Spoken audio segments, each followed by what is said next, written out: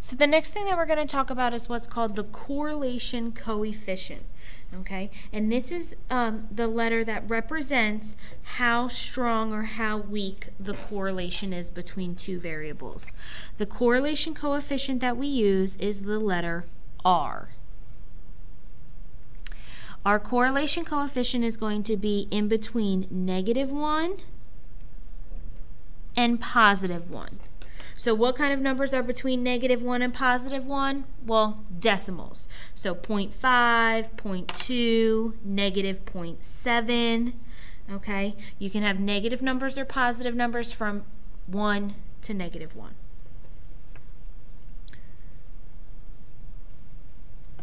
And what we need to say, the closer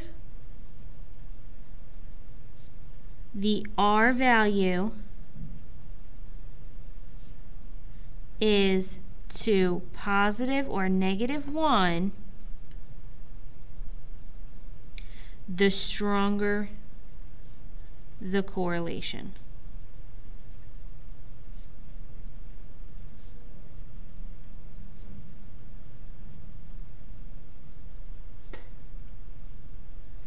Okay. So what that means, okay, so down here we're just going to kind of draw something to help us understand that. 0 would be 0.0, and then if we go all the way to 1, we have 0.1, 0.2, 0.3, 0.4, 0.5, 0.6, 7, 8, and 9, until we get to 1. So the closer the value is to positive or -1, so here, this value here is positive or -1, close to that, the stronger the correlation is, okay? So anything from about halfway, from here to here, would be considered strong correlation. This 0 is very weak, okay? So these, if it's not strong, it's called a weak correlation. I have these two numbers blocked off to the side here because anything that is 0.9 or bigger, so 0.9, 0.92, 0.93, 0.94, we're going to call that very strong. Same thing with 0, 0.02, 0.04, 0.06, we're going to call very weak. Okay. Anything else in between, if it's 0.72, we would just say strong.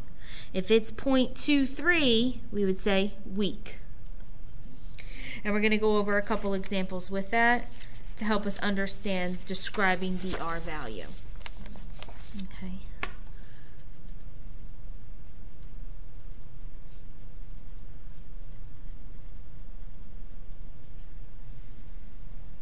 When we describe the R value, there are two things we want to talk about: strength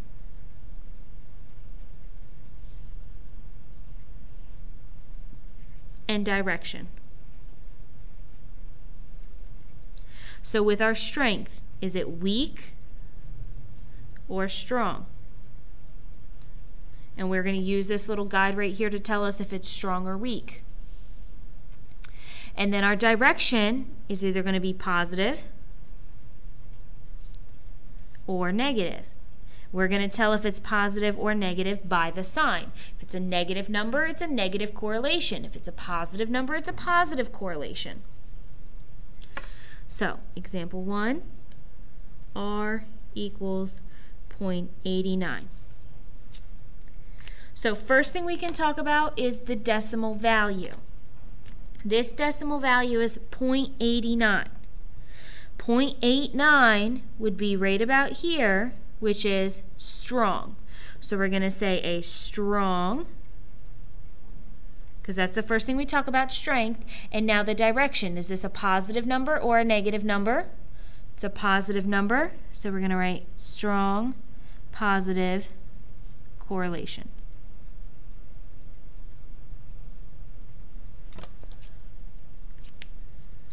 So let's look at another one.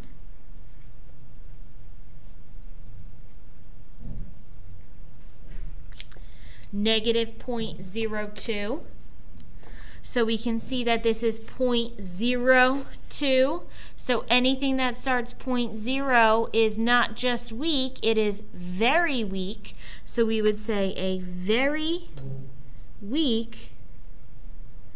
And then our direction, is this positive or negative? Well, negative because of the negative sign. Negative correlation.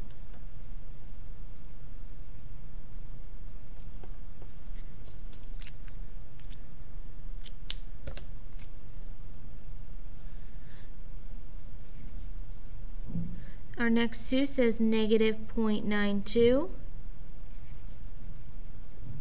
and 0.3.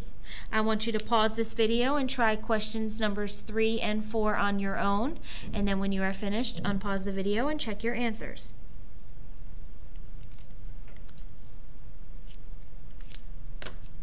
So now we have here 0.92, negative 0.92. 0.9 is a very strong, so we have a very strong. And now we look at our direction. The negative symbol tells me negative correlation.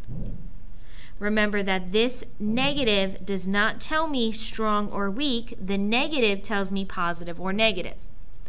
And then the last one, 0.3, is just weak. So we'd say a weak. And 0.3 is positive, so a weak positive correlation.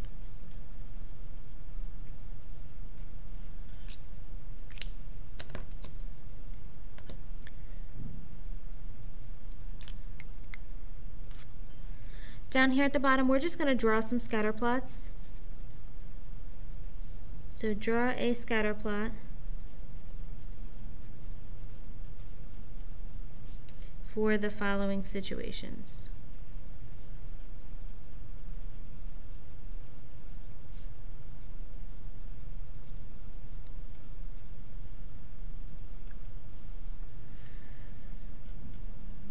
We drew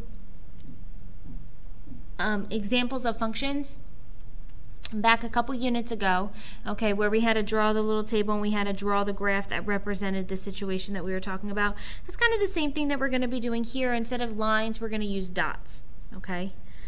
So here, I'm going to skip a line and I'm going to write time studying versus test score. Okay, so when we're going to be drawing this graph here, we need to figure out which one's independent and which one's dependent. Remember, dependent depends on the independent. So does the time studying depend on what test score you get, or does your test score depend on your time studying? The second one, test score depends on your time studying. So test score is your dependent, or your Y, and then time studying is your independent, or the X. So when we draw this on a scatter plot, our X value is our independent, so it would be time studying, and then test score is our Y, so test score would go over here. And then we can ask ourselves and think about the situation. The more time you study, what do you think is going to happen to your test score? The more you study, the higher your score is going to be. So this graph would go up in this direction to show that the more time you study, the higher your test score would be. So this would be the example for this scatter plot. Now if we were looking at another situation, height versus eye color.